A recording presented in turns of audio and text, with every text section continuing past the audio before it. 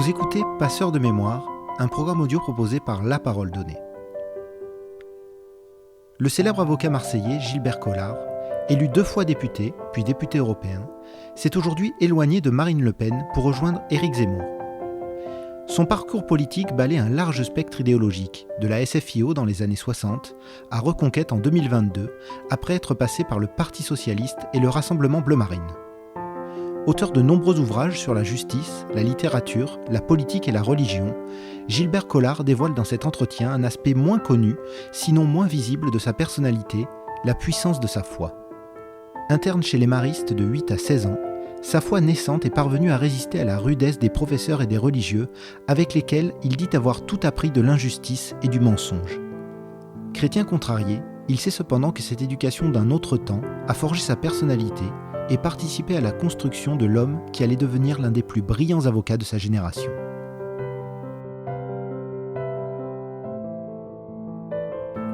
D'abord, je fais partie des gens qui sont imprésentables et infréquentables. Donc c'est difficile de se présenter soi-même. Je sais qu'il y a une culture de l'ego qui est une simplification infantile, disait Lacan. Donc se présenter, c'est toujours se mettre en représentation. Et pour faire simple, mon Dieu, c'est difficile, hein. Je dirais que je suis quelqu'un qui ne se connaît pas. Et que l'honnêteté humaine devrait considérer à nous amener tous plus ou moins à reconnaître qu'on ne se connaît pas. Même si on fait une psychanalyse, même si on fait de l'introspection, on est un tumulte de contradictions. Et c'est très difficile de savoir qui on est, mais au sens du point de vue métaphysique, bien sûr, hein. C'est difficile.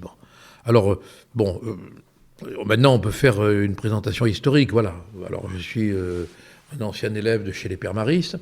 Du reste, j'ai eu la chance extraordinaire, il y a de cela 15 jours, en Israël, dans une cité balnéaire, où il y avait une réunion politique, de retrouver, coiffé de la kippa, un juif qui m'a dit « Tu te souviens de moi ?» J'ai dit « Tu sais, on a dû un peu changer. Hein, non, il me dit « Mais on était pensionnaires chez les Pères Maristes. » Alors, tous les Israéliens qui étaient là autour de lui sont restés étonnés qu'un juif ait pu faire ses études chez les curés. Mais moi, ce que j'ai trouvé magnifique, c'est de retrouver en Israël un camarade d'internat juif qui avait été élevé chez les curés et qui reconnaissait devant tout le monde, du reste qu'on ne l'avait jamais embêté, jamais obligé à aller à la messe ou à prier, quoi. J'ai trouvé ça extraordinaire du point de vue symbolique, voilà.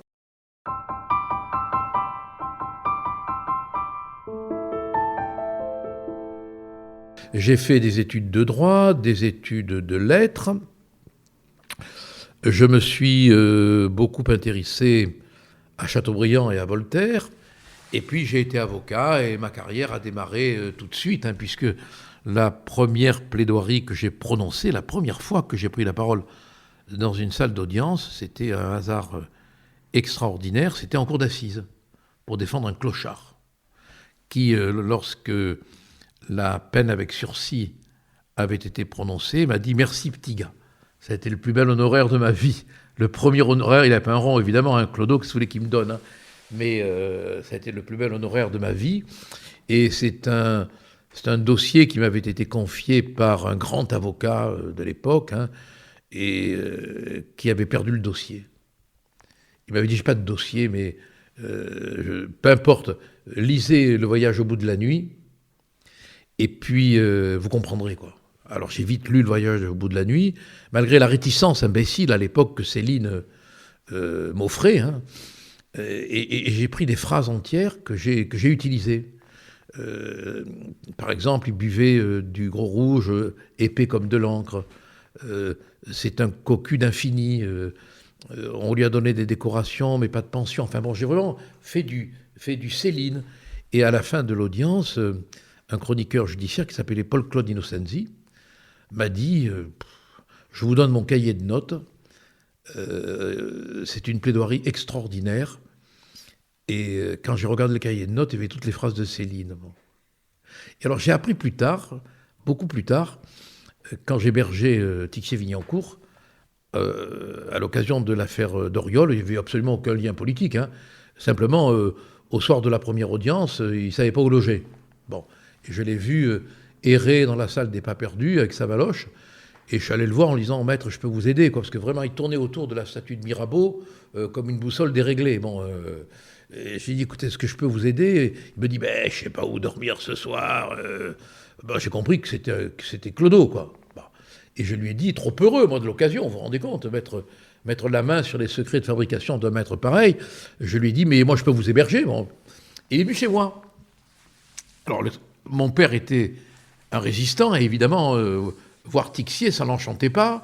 Bon, ils ont commencé un peu par se friter, et puis ils ont sympathisé, d'autant plus que mon père a appris que Tixier était recherché à la fois par les Boches et par Vichy, et que ça faisait beaucoup pour un seul homme, quoi. Bon, hein, et en même temps par la résistance. Bon. Mais je lui ai dit, votre plaidoirie pour Salan est magnifique. Et il y a un passage extraordinaire, c'est quand vous faites la différence entre l'homme politique et l'homme de plume, et que vous dites la différence qu'il y a entre l'homme de haute politique et l'homme de plume, et l'homme d'État, pardon, c'est que l'un écrit dans la poussière au bout de l'épée avec son sang, et l'autre dans son bureau avec une plume. Et il me dit, non mais ça c'est pas de moi, c'est de Servitude et grandeur militaire, Vigny. Voilà, donc je retrouve, si vous voulez, je me suis dit, tiens, j'ai pas inventé un truc, quoi. Bon, voilà.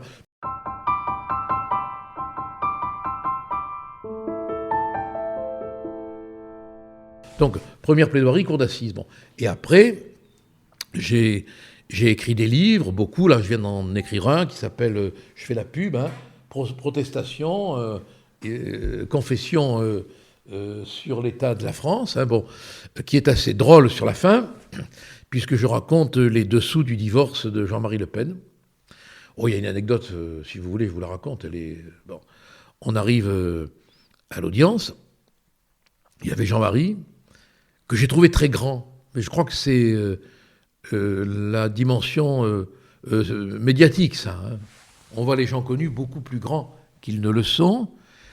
Et Pierrette Le Pen était là. Bon, il y avait l'avocat de Jean-Marie, Maître Wagner, ça ne s'invente pas. Bon, hein, il y a quand même quelque chose de très lacanien dans tous ces mots sous-jacents. Hein. Bon, Marion Maréchal, Wagner, enfin bon, passons. Hein. Et le président du tribunal de Nanterre avait tenu à présider lui-même l'audience, mais il n'avait jamais tenu d'audience de conciliation, divorce de sa vie. Bon. C'était un gros bonhomme qui avait l'air très intimidé. Bon. Et à un moment donné, il aborde la question dite des mesures provisoires. Et je dis, mais là, il faudrait quand même qu'on impose une mesure de contrôle fiscal à M. Le Pen pour savoir quel est son revenu. Il se lève et il me dit, oui, encore un forgeage politique digne de Robespierre. Je me lève et je lui dis, d'abord, on ne dit pas forgeage, on dit forgerie, vous ne parlez même pas français, ou l'inverse, hein, je ne sais plus. Bon. Il me dit, comment vous m'accusez de ne pas parler français? Je parle français très bien. Je dis, non, vous n'êtes pas foutu de faire un mot de français convenable. On commence à s'engueuler, ça prend des proportions effroyables, mais effroyables. Et d'un coup, on voit le président qui se lève, et je vous jure que ce que je vous raconte est vrai, hein, et qui nous dit « Ein Reich in Ihrem Führer ». Le Pen me regarde et me dit « Mais il parle allemand, ce con ». Pierrette me donne un coup de coude et me dit « Mais il parle allemand ». Et le président nous regarde. Wagner, lui, dit rien parce que c'était en allemand, donc il ne pouvait pas comprendre, hein, évidemment. Et au vu de notre consternation, il nous dit « Ah, excusez-moi, hein, je suis originaire de Colmar, hein, et dès que je suis un peu ému, je parle en dialecte alsacien. Hein, ne m'en veuillez pas. Führer, ça veut dire c'est moi qui dirige l'audience. Hein. N'y voyez pas à mal, hein, monsieur Le Pen. Hein. Bon. C'est énorme. Voilà pour la... Bon, je pourrais vous en raconter. Lisez mon livre, hein, si vous en avez d'autres. Notamment, à un moment donné, il a fallu qu'on échange l'œil de verre de Jean-Marie contre les cendres de la mère de Pierrette. Je raconte... Normalement, moi, j'aurais dû être payé. Mes honoraires, ça devait être des boutons de manchette faits dans l'œil de verre de Le Pen. Mais Pierrette n'a pas pu faire les boutons de manchette parce que elle a voulu récupérer les cendres de feu sa mère. Et Jean-Marie a dit « les cendres, oui, mon œil ». Donc il a fallu échanger dans des conditions dignes d'une rencontre entre espions russes et américains. L'œil, qui n'était pas dans la tombe, et les cendres qui allaient s'y retrouver. Voilà. Mais si vous voulez en savoir plus, lisez le bouquin. Et puis après, j'ai fait un peu de politique, comme vous le savez. Voilà, j'ai été député 2 fois, ce qui est pas mal quand même. Je suis le seul député qui a été élu 2 fois dans l'histoire du Rassemblement national. Ce n'est pas pour autant qu'on m'en a eu considération, je le dis tout de suite. Hein. Puis après, j'ai été élu député européen. J'ai voulu quitter le Parlement parce que je m'y emmerdais, ce qui maintenant devient l'aveu de plein de députés. Hein. J'ai été un précurseur dans ce domaine. Bon. Et maintenant, je suis député européen et j'écris. Et j'ai un dégoût profond de la politique, pour être très franc. Quoi. Voilà, très franc. Très franc. Je suis arrivé à un point, à un moment, où j'ai le dégoût. Voilà, j'ai le dégoût.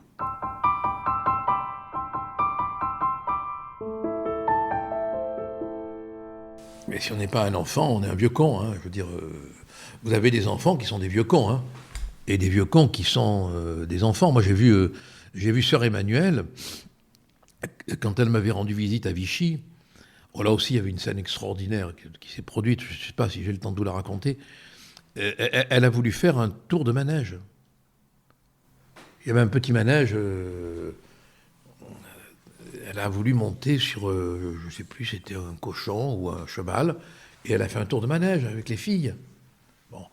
Et elle m'accompagne à la messe un dimanche. Moi, j'étais candidat aux élections législatives contre Malhuret. Vous savez, le monsieur éthique des EHPAD, éthique et toquin, bon.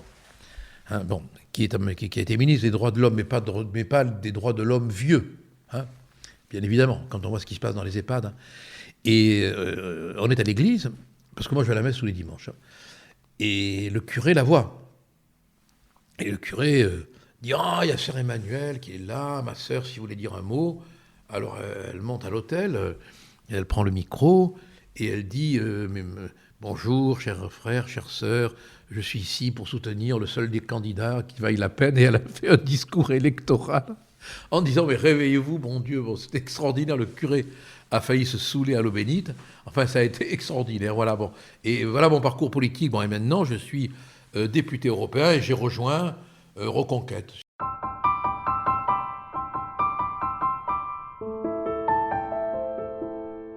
Quand je suis sorti de chez les Pères Maristes, où j'y étais entré quand même à l'âge de 8 ans, hein, dans une époque où c'était vraiment très dur. Hein.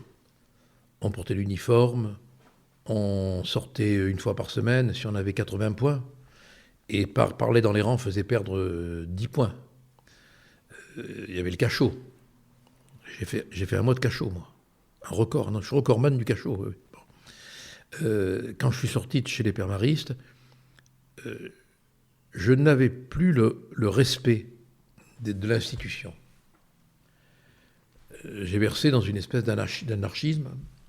Et je me rappelle, on avait un extraordinaire curé qui venait à la maison, qui s'appelait le Père Pirot, qui a écrit un livre extraordinaire sur les évangiles, hein, un commentaire fabuleux, hein, qui était professeur au grand séminaire, que j'agressais tout le temps. Quoi. Mais tout le temps, il était devenu, si on peut dire ça d'un curé, ma tête de turc, parce que j'en voulais à l'institution, quoi, de m'avoir enfermé de 8 ans à 16 ans. Hein. Mais je n'ai jamais perdu le contact avec le Christ. Alors, sous des formes multiples, hein, le Christ révolutionnaire, le Christ pour les pauvres, le Christ pour les malades, le Christ pour la prostituée, le Christ contre les tartuffes. Vous voyez, je n'ai jamais perdu le lien. J'ai toujours beaucoup lu. Et c'était un compagnon. Mais l'institution, je l'abhorrais. Je la détestais. J'étais comme je le disais à l'époque, j'étais un chrétien contrarié. Contrarié par les curés, contrarié par le dogme, contrarié par le formalisme, tout cela. Bon. Et puis, le hasard, le hasard n'existe pas, m'a amené à faire des rencontres. Lanza del Vasto, par hasard, comme ça, dans un bar. le bar Pierre à Marseille. Bon, je rentre, il était là. Et je le connaissais même pas, quoi. C'est lui qui s'est présenté à moi. Il me voyait en train de peiner sur une disserte. Il m'a demandé si j'avais besoin d'aide. Je lui ai dit oui. Bon, il m'a aidé. Bon, voilà. Bon, après, j'ai été passionné par l'Inde et Gandhi. Et puis j'ai rencontré Sœur Emmanuelle, sur laquelle j'ai écrit un livre, du reste, qui s'appelle La chiffonnière du ciel, et qu'elle a préfacé. C'est le seul livre qu'elle a préfacé. Et tout cela m'a ramené, toutes ces rencontres m'ont ramené à la gymnastique religieuse. La gymnastique religieuse, qu'est-ce que c'est? Voilà. Eh bien, c'est sur les sacrements. Voilà, il y a une gymnastique religieuse. Alors, elle peut être très différente selon les religions. À chacun son gymnase. Et moi, je respecte, contrairement à ce qu'on pourrait croire, tous les gymnases, qu'ils soient protestants, musulmans, presbytériens, évangélistes, peu importe. Moi, mon gymnase, il est catholique, apostolique et romain. Et j'ai compris que la pratique sacramentaire est un exercice de gymnastique spirituelle qui rapproche du divin. Et donc, très naturellement, comme j'ai fait des exercices pour être avocat, des exercices pour parler convenablement, des exercices pour écrire, j'ai fait les exercices de saint Ignace de Loyola. J'ai lu Ignace de Loyola, j'ai lu les exercices et je les ai pratiqués, tout simplement. Aussi grâce à la rencontre d'un jésuite qui me les a expliqués, etc. Donc, et un jour, j'ai demandé à Sœur Emmanuelle comment il fallait prier. Je me rappelle, on était à Cassis, sur le front de mer. Il y avait un magnifique soleil qui se reflétait sur la mer. Et on regardait tous les deux la mer toujours recommencer, comme dit le poète. Et d'après lui, c'est ça l'éternité. C'est Baudelaire. Et je lui dis, mais Manuel, comment on fait? Bon, c'est difficile, comment on fait pour prier? Et elle me dit, mais comment, avec ta prétention, tu veux pouvoir prier? Tu es tellement prétentieux que tu ne peux pas prier. Ah merde! Elle me dit, mais attends, la prière, c'est le grand moment d'humilité. Tu te rends compte? Tu t'adresses à ton Dieu. Et toi, tu y arrives avec tes télés, ta marionnette au guignol, tes conneries médiatiques, ton envie que l'on te voit en photo à la télé, tout ça. Mais Dieu supporte pas la télévision. Donc, sois humble et tu prieras, tout naturellement. Ah ben c'est vrai, c'est venu comme ça. Et je vous assure, c'est l'humilité. Alors, on est dans un monde qui est tellement égotiste. Je veux dire qu'il y a une telle hypertrophie du moi, par la télé, par la radio, par l'interview, vous comprenez? On m'interviewe, je suis quelqu'un d'important, on m'interviewe, vous vous rendez compte? Bon, il y a une telle hypertrophie, tous ces cons là qui cavalent devant les... J'en fais partie, attention, je fais partie de la cavalcade, mais qu'est-ce que c'est... Alors, moi, je le fais maintenant avec dérision, voilà. Du reste, quand on me demande quelle est mon activité, vous savez ce que je réponds? Intermittent du spectacle politique, voilà. Intermittent du spectacle politique, voilà. Ça, toute ma vanité est là.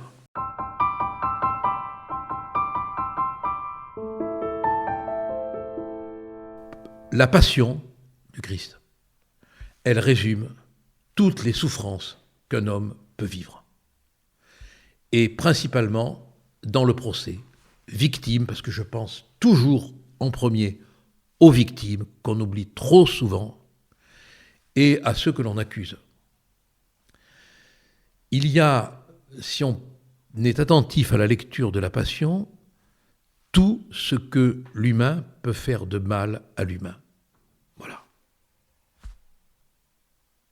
Tout. De l'humiliation à la violence.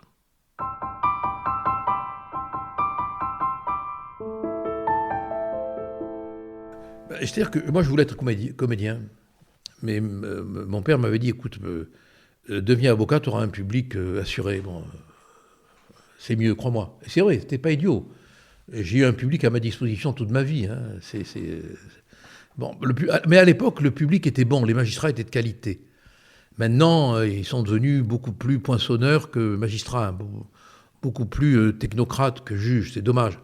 Du reste, je pense que l'un des maux de notre époque, c'est la perte de l'humanisme, la perte de la sensibilité individuelle. Non, moi je suis devenu avocat à cause des injustices que j'ai subies en pension. Voilà. C'est ce sentiment qui m'a donné envie de défendre, mais d'une manière violente, quoi, virulente. Quoi. J'ai appris très tôt que le système mentait. Je vais vous raconter ce qui m'est arrivé. Tous les vendredis, alors quand on avait 80 points, on sortait. On est d'accord. Et quand j'avais mes 80 points, que je m'apprêtais à sortir, il fallait encore passer par une épreuve qui avait été inventée par une espèce de pervers qui s'appelait Guérini, qui n'avait rien à voir avec la famille Guérini. Épreuve qui s'appelait la sabatine. Il tirait un nom au hasard, et celui dont le nom était tiré au sort devait loquere latinum, parler latin. Et chaque fois que j'avais mes 80 points, c'était mon nom qu'il tirait au sort. Je n'ai jamais cru à la méchanceté du destin contre moi. Donc je me suis dit, il y a quelque chose qui cloche. Et un jour, j'avais mes 80 points, c'est comme ça que j'ai fait mon mois de cachot du reste. J'avais mes 80 points, il tire un nom. Ah, encore ce pauvre collard qui va être collé. Oui, j'ai l'habitude, ce collard collé, collard, connard, c'est pas d'aujourd'hui, hein. Bon, et il pose le papier sur un coin de table. Je me lève pour répondre, je cours et je prends le papier. Je le lis, et il y avait marqué dessus le nom du neveu du cardinal Tisserand. Nom de Dieu. Très proche du pape. Grand exégète, hein. Possesseur d'une bibliothèque magnifique. Enfin, quasiment le numéro 2 du Vatican, quoi. Alors là, j'explose et je mets, j'aurais pas dû, une gifle au professeur qui tombe dans le grand bac à poubelle que nous avions à l'époque. Je ne sais pas si vous avez connu ça. Bon, évidemment, bon, ça a eu des suites. Bon, j'ai fait un mois de cachot, mais en même temps, on m'a donné un mois de permission de sortir gratuite, quoi, parce qu'on a dit que le professeur s'était mal comporté, quoi. Et de ce jour-là, si vous voulez, je n'ai plus cru du tout en l'institution. Mais le comble, c'est que quelques années plus tard, quand on a remis les palmes académiques à ce professeur, devinez à qui il a demandé l'éluremètre? À moi. Il avait oublié, lui, moi pas. Alors j'y suis allé et je l'ai remercié. Alors à l'époque, c'est un avocat connu, évidemment, sinon il ne m'aurait pas fait venir. Hein. Bon. Je l'ai remercié, je lui ai dit, voilà, je vous dois tout. Vous m'avez appris l'injustice. Je vous dois tout. Vous m'avez appris qu'un prof peut être une crapule. Donc qu'un juge peut l'être. Qu'un curé peut l'être. Qu'un flic peut l'être. Que tout le monde peut l'être. Et que je ne dois avoir foi en aucune institution. Merci. Vous m'avez donné le plus beau cadeau de ma vie. Voilà. Et je suis devenu avocat, à mon avis, profondément et inconsciemment, pour cette raison-là. Une haine de l'injustice. Mais je n'ai aucun mérite. Hein. C'est une histoire qui m'a fait comme ça. Hein. Je n'ai strictement aucun mérite.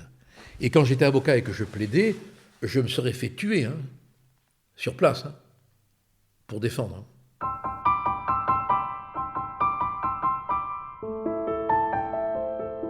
Non, c'est devenu...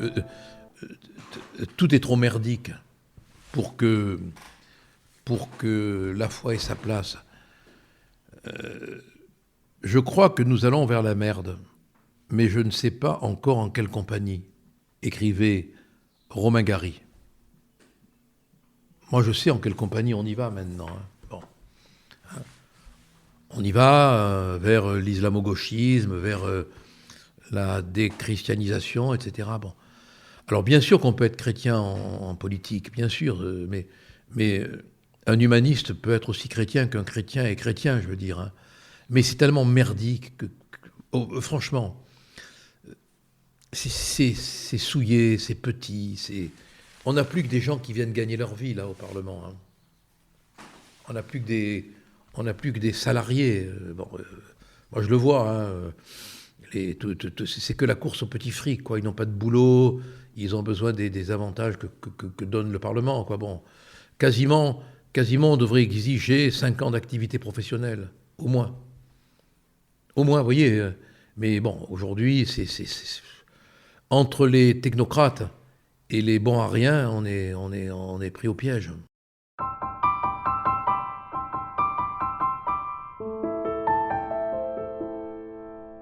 D'abord, l'intelligence d'Éric Zemmour. Je l'ai trouvé beaucoup plus intelligent que Marine Le Pen, beaucoup plus cultivé, capable de construire de main de mots une doctrine, une théorie. Il a quand même rendu la langue de bois un peu démodée. Hein. Donc, ça a été d'abord un intérêt intellectuel, hein, d'abord et avant tout. Et ensuite, un corpus idéologique qui me convenait, quoi. Je crois réellement, je ne dis pas que j'ai raison, hein, mais je crois réellement qu'on vit une décadence terrible et que si on n'y prend pas garde, on va vers l'effondrement de l'histoire, de l'identité, de l'économie, c'est fait déjà. Hein. On va vers un véritable effondrement du pays. Hein. Voilà. J'en suis terriblement conscient et je pense que j'espère qu'il va y arriver. Hein. Bon, parce que quand même, on a pris une raclée monumentale. Les législatives, c'est pas magnifique. Je suis pas fan de sa candidature à Saint-Tropez. Moi, bon, je trouve dommage que Pelletier ne soit pas candidat aux législatives. Voilà, il y a plein de... Mais bon, ça ne veut pas dire que pour autant, on va pas reprendre le combat hein, et le gagner, hein, parce que c'est le dernier combat des idées. Hein.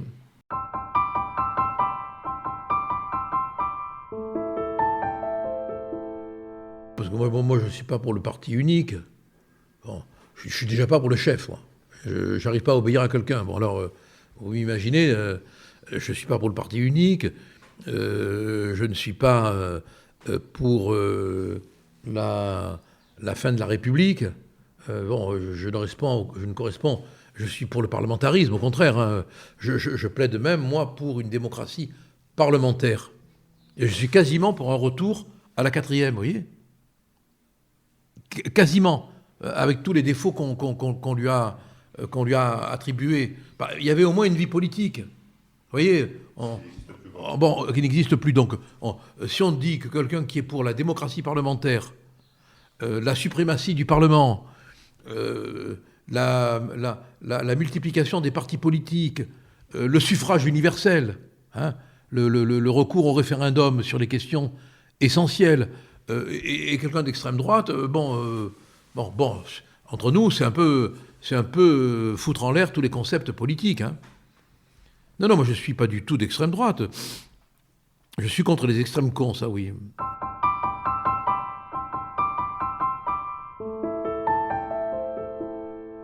Mais moi je m'occupe de mon prochain, hein, pas de mon lointain. C'est tellement facile le lointain. C'est tout dans l'abstraction ou dans la subvention. La charité lointaine, elle n'est pas faite par les gens qui s'y adonnent. Hein. Ils sont payés. Et bien payés.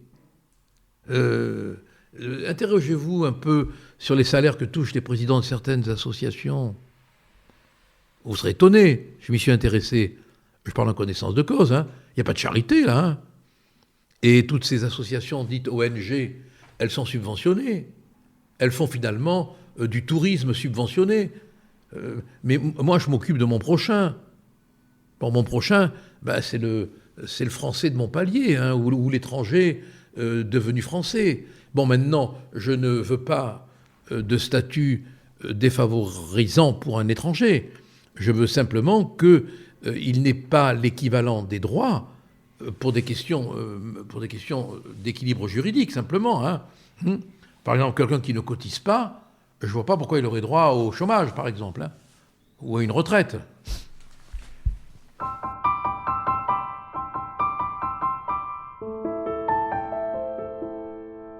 Napoléon était très jeune, Robespierre était jeune, Saint-Just était jeune,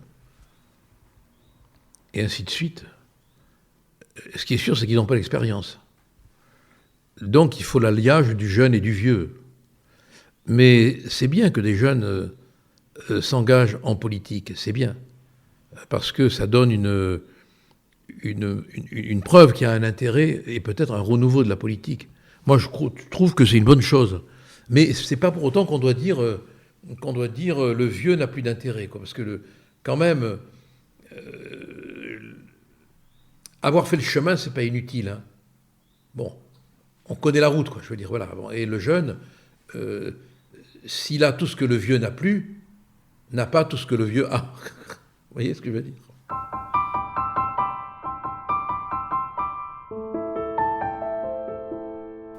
Ce qui rend heureux, c'est la rencontre. La rencontre. Rencontrer quelqu'un ou quelqu'une qui m'étonne, qui m'apprend quelque chose. Voilà. Il y a de ça quelques jours, dimanche dernier, j'étais invité à déjeuner. J'ai rencontré un historien qui m'a parlé d'un livre de Kessel, Les mains du miracle.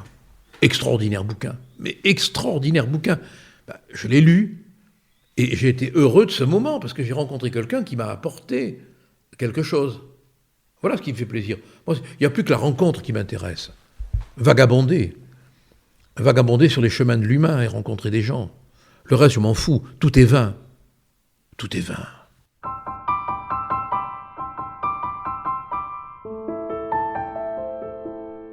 Franchement, je crois qu'on n'apporte rien à personne, hein, si ce n'est une présence. Hein. La seule charité qu'on puisse faire, c'est une vraie présence qui ne mente pas, quoi. Vous voyez, être vraiment là. Disons que apporter une écoute fraternelle, c'est déjà beaucoup, hein. Écouter, hein. Écouter. Déjà, si on écoute l'autre, on lui fait du bien. Déjà. Ensuite, je peux apporter, quand on me le demande, des conseils. Des conseils. Et puis, une présence. Voilà. Qu'est-ce qu'elle m'a apporté, sœur Emmanuelle? Une présence, hein. Alors, bon, il y a des présences magnétiques, il y a des présences maléfiques, il y a des présences bénéfiques, il y a des présences qui reconstruisent, d'autres qui défont, il y a des présences poétiques, il y a des présences littéraires, il y a des présences musicales. Non mais, soyez attentifs à la présence. Elle porte quelque chose. Elle porte.